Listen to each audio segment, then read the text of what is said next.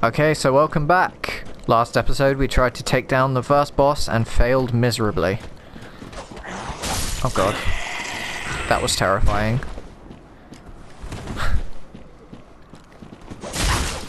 Oh no no no no no no no no no.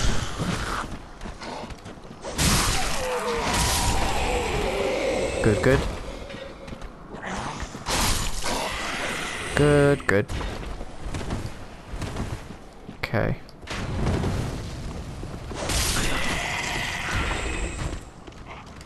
Okay.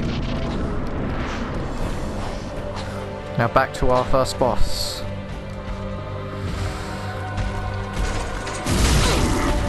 Ooh. Oh god, this is something.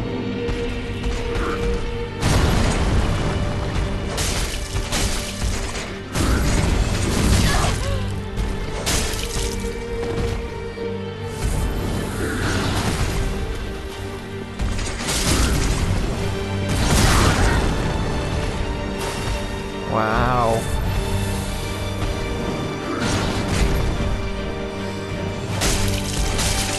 Oh, this fucker.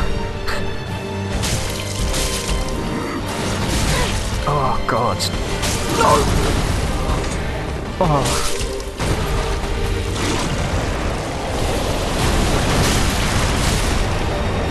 And of course he has a second phase.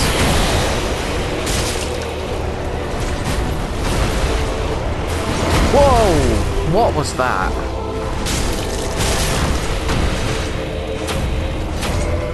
Oh, I'm guessing I was meant to hit the head there and I would have got like a critical thing. Alright. Not too hard. But do bear in mind it's still the first boss. Alright. We're good. Ember restored.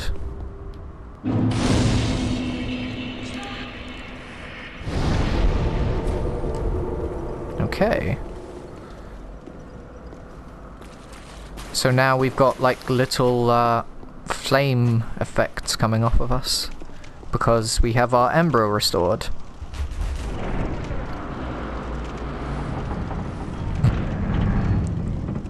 That was something.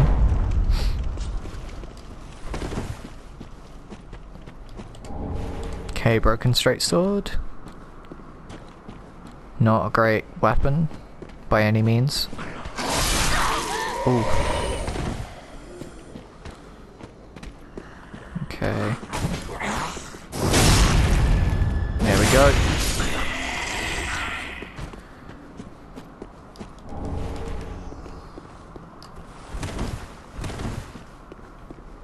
So a lot of you probably do notice some similarities here with Bloodborne. And it's fair to say the games are quite similar. But this game isn't too distant from a Souls game either. One thing I've always liked about Souls, and I mean Bloodborne did this too actually now that I think about it, is they'll always give you these views of like incredible looking places. And you're like, oh wow, that place looks incredible. But then you know you're going there as well. Like, you know that's a future area. You always do, because they never give you views of like some sort of incredible castle or something that you're never going to visit. But yeah. Welcome home, Firelink Shrine. Alright.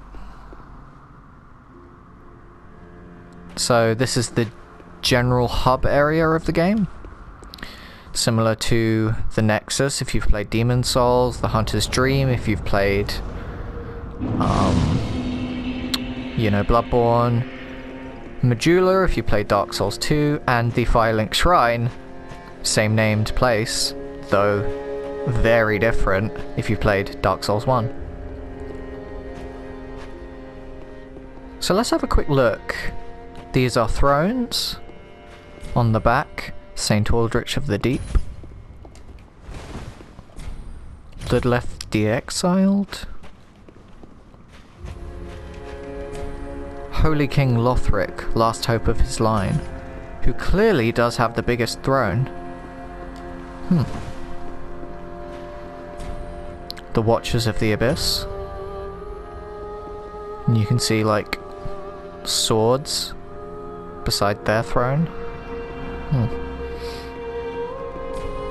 Yorm the Giant of the profaned capital.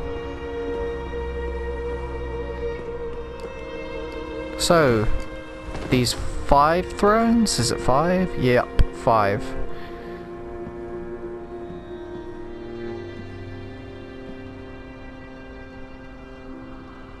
That's quite a cool screenshot right there. But, yeah. I don't know if you noticed, but someone's actually sitting on this throne. Let's have a talk to him. O thou unkindled, and a seeker of lords, I am Ludleth of Corland. Look not in bewilderment as I say. I linked the fire long ago, becoming the Lord of Cinder. If substantiation be thy want, set thine eyes upon my charred corpse. This sad cadaver, no need to be coy. Have a closer look. Knowest thou of our purpose? 5 thrones will take 5 lords as kindling for the linking of the fire. The fast-fading flame must be licked to preserve this world. A reenactment of the first linking of the fire. So it is, I became a Lord of Cinder.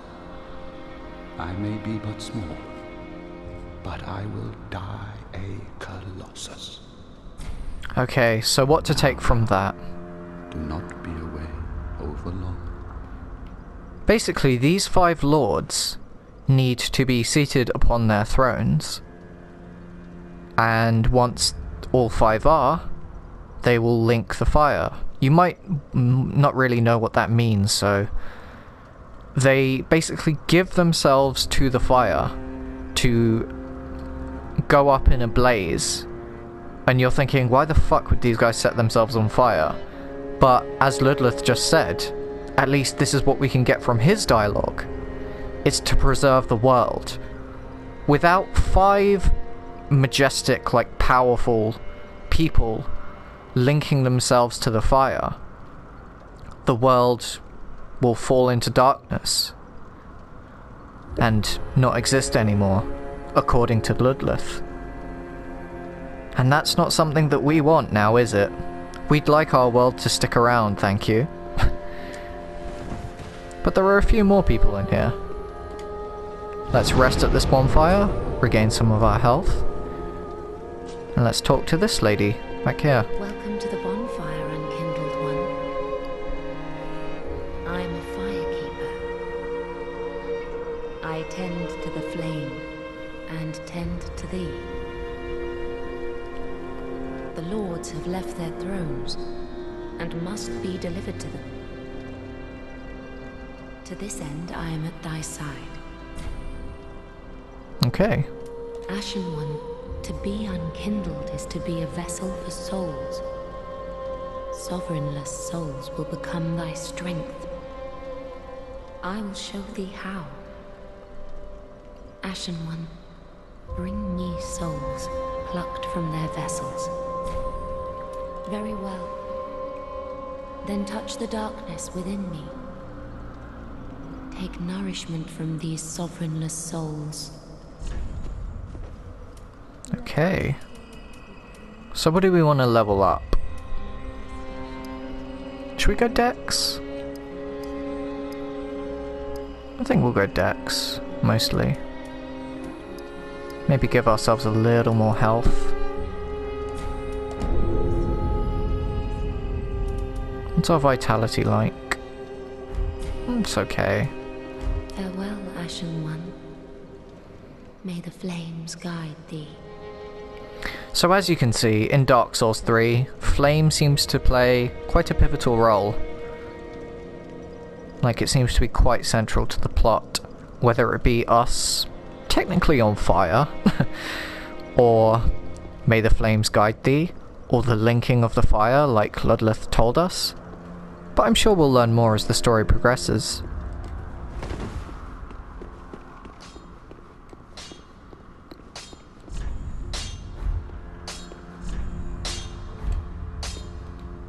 Well, a newcomer, I see. I am Andre. I serve at this shrine as a humble smith, forging weapons. You're in search of the Lords of Cinder, I trust. A toilsome journey, I wager. You require good arms. Let me smith you weapons. I am a smith. Such is my purpose. So, what Andre can do for us is just basically make our weapons stronger. He's our blacksmith, and we'll come to him when we need, you know, our weapons smithed to be a bit stronger. Pretty be careful. I don't want to see my work squandered. So if you haven't played Dark Souls 1, he won't be a familiar face, but if you have, it's definitely a welcome sight. Andre was kind of the main blacksmith in Dark Souls 1 as well. Why he's here? We don't really know yet. Could be fan service, or he might have some relevance to the plot. We'll see. But who's this? A pleasure to make thine acquaintance, Ashen One. I am but a humble handmaid of the shrine. Weapons, armor, trinkets, and spells. I've lots of little things to ease the burden of a weary traveler. And yes, I'm undead too, but not so charitable as to give my goods away. Ashen One, fetch souls and bring them to me. As is thy wont? No?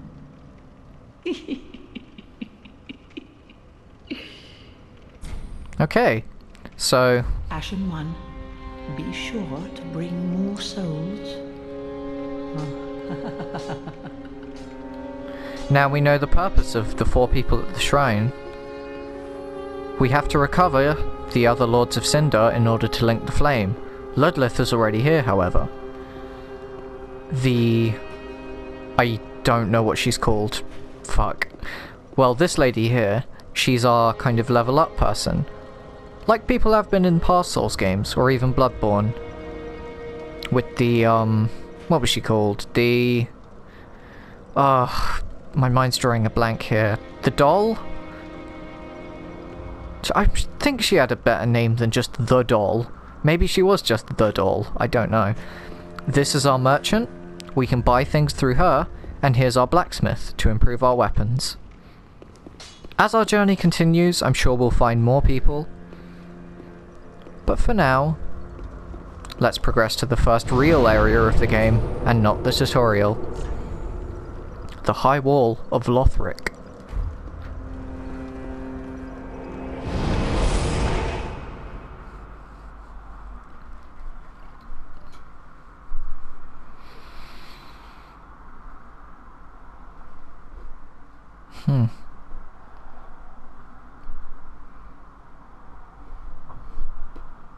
I mean, I could pretend I'm leaving these loading screens in for extra lore. You can read the descriptions. Okay. So we've arrived at the High Wall of Lothric. Where the fuck is the exit? Oh.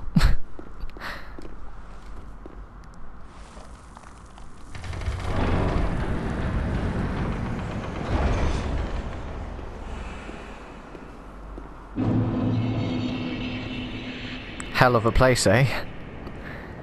They've definitely taken kind of the whole vistas from Bloodborne. Does definitely remind me of Yharnam, though, I have to say, like the way the bridges are there and stuff. Alright, our first bonfire. And I'm afraid we'll have to end it here, so join me next episode when we explore the High Wall of Lothric.